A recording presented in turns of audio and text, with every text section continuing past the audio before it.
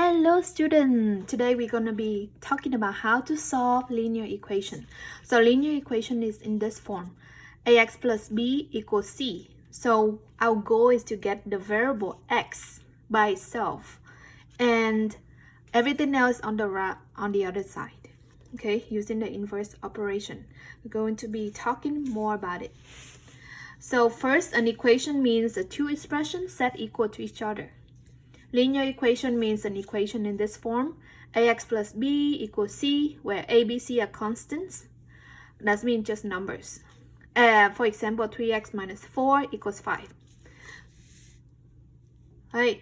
The solution of an equation means a value so that when you replace the variable with it, it makes the equation true. So next we're going to be talking about how the step we're going to be talking we're gonna use in order to solve a linear equation. Okay, again, our goal is to get the variable you're solving for alone on one side and everything else on the other side using the inverse operation. So inverse operation, you might wonder why. What is that? What is inverse operation? Well, inverse operation means the opposite sign or operation, right? Inverse of adding is subtracting. Inverse of multiplying is dividing. Yo! Right, so next, let's talk about combining like terms. So sometimes when you solve an equation, you might see some expression that look like this. Right, and it look like a mess. However, we can clean up using what we learned about combining like terms. So like terms, okay, so 3x, 5x, and x right here, they are like terms. They are the variable, right? The same variable x. So what we do is we're gonna follow the sign in front of the operation in front of them. So 3x plus 5x give you ax, minus x give you 7x total. So all of these, when you combine, you're gonna get 7x. And now for the numbers, the constant, we call them the constant. So we have -2, and then plus 7, and then plus 10. Okay, we're going to combine them using the operation they have. Okay, I like to work with positive first. So 7 plus 10 is 17, and then subtract 2. 17 minus 2 is 15. So we're gonna have the answer is 7x plus 15. You see, you take a long expression and combine like terms so that they become shorter like this. And then later we can set them equal and work with it.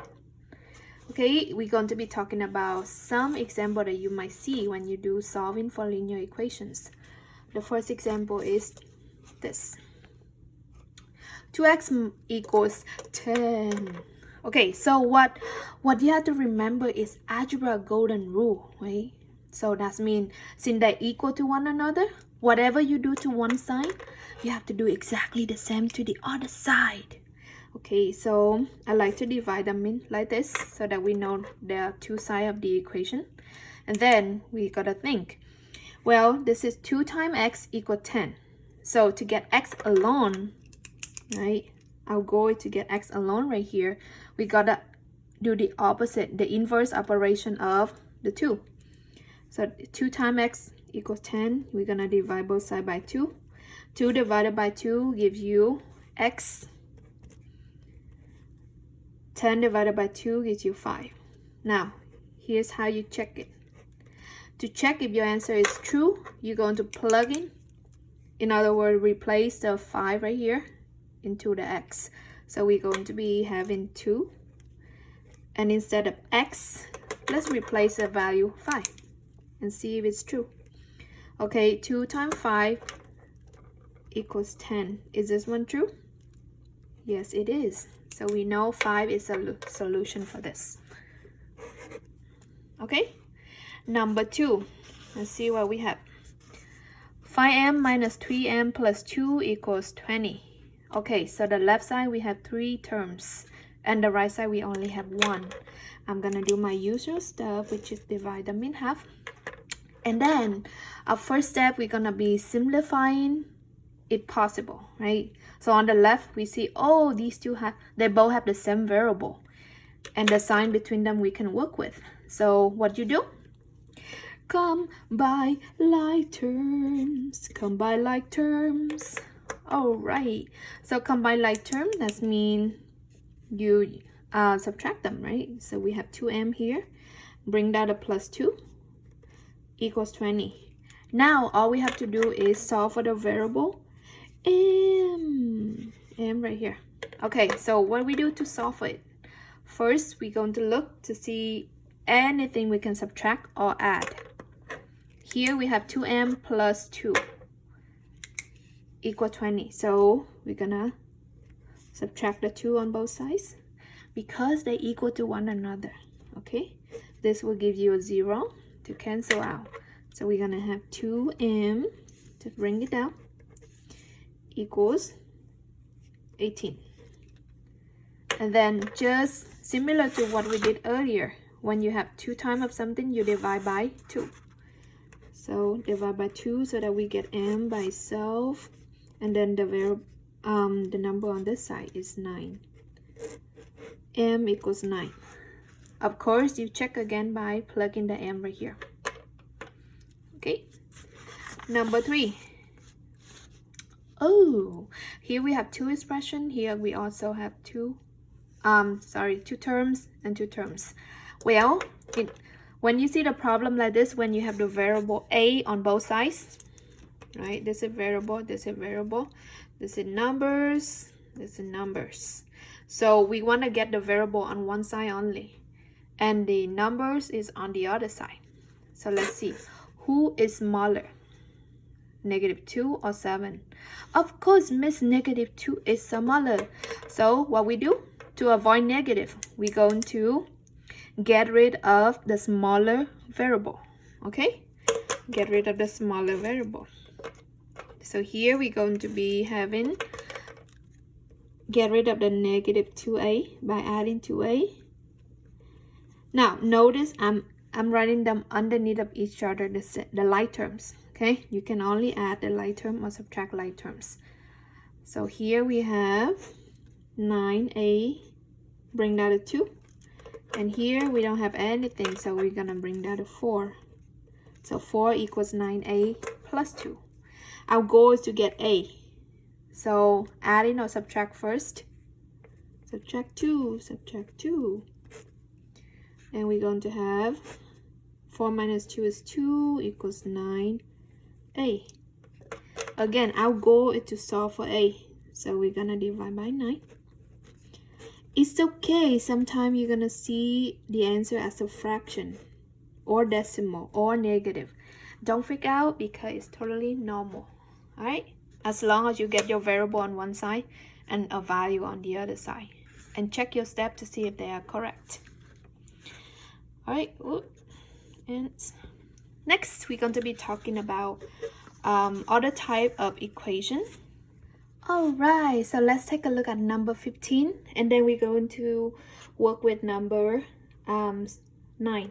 Okay, number 15, we have a fraction equal to a fraction. Here we have, again, I'm gonna have the equal. So we have a fraction equals fraction. There's many types you can do with this one, but I find the easiest way you can do is to use the cross multiply method or the butterfly method, right? So here, let's take a look. 2x minus 1, we're going to be multiply that by 2. So this is gonna be a multiply by both of these, right? So common mistake here is people only multiply the first one, which is not true. You have to multiply by both of these in the parenthesis. Okay, so whenever you see 2 terms or more, put parenthesis around them. So we are going to multiply 2 with -2 minus 1, and then set them equals to the other side of the butterfly. Oh, ah, so pretty. Hello, butterfly. And then we multiply 3 times -5, 3 times -5. I like to put the whatever I multiply in parentheses just to keep track of it, okay, and to avoid errors. So here, let's go ahead and whenever you see the parentheses in front of something, means you distribute, okay? So like this, distribute 2 times negative 2x will give you negative 4x, and then distribute the 2 to negative 1, that means multiply. 2 times negative 1 give you negative 2, equals 3 times negative 5 is negative 15. A lot of negative here, so we gotta clean up a little bit, right? Remember, our goal is to get the variable on one side and then everything else to the other side of the equals. So let's take a look. Negative 4x minus 2 equals negative 15. So first step, add or subtract. So the inverse operation of negative 2 or subtract 2 is add 2. I'm gonna add 2 both sides so I can eliminate this. I have negative 4x, all right, equals negative 13. Because when you add the opposite, you take over whatever sign, right? Okay, now, wow, almost, we need x still. So this is negative 4 times x. So we're gonna do opposite of negative 4 times, right? So that means dividing by negative 4, dividing by negative 4, so that we get them alone by itself. X by itself equals, when you divide the same sign, you get the positive 13 over 4. Another fraction, miss? Yes, but fraction make the world more beautiful, right? There you go. So don't forget to distribute. Every time you multiply a number with 2 or more terms, okay? There you go. Number 16 is similar to number 15. I want you to take a water break and try that one, okay? Try by yourself. And then we're gonna get back with number 9. Well, for number 9, we have a number, a constant, equals to a fraction. Well, don't worry, okay? I got you covered on this one too. 7 equals b minus 5 over 2. Okay, so 7 is by itself, but we know how to work with fraction. And we gotta remember any number, say 3, you can rewrite them as fraction by divide by 1, right? So 3 over 1. 6, you can rewrite them as fraction by divided by 1. So for 7, I'm gonna divide by 1 to make a fraction. So here we have a fraction equal to fraction. Similar to the previous problem, we can do butterfly to fly away. Don't you worry where you are. Sorry, Miley Cyrus, I forgot. 7 times 2 gives you 14. Let's do the other side of the butterfly also. 1 times b minus 5. Oh, miss, you forgot to put parentheses. Alright, so 14 equals. Here, 1 times anything gives you the same thing. So all we have to do is, we don't even have to distribute a 1, right? We just need to write b minus 5. It's only 1 time. And then, only one step left to solve for the variable b is to do the inverse operation of minus 5. So let's add 5 both sides. Here we have 19 equals b, and this is our final answer. Okay, so once you understand this, please try number 10, just like that. Okay.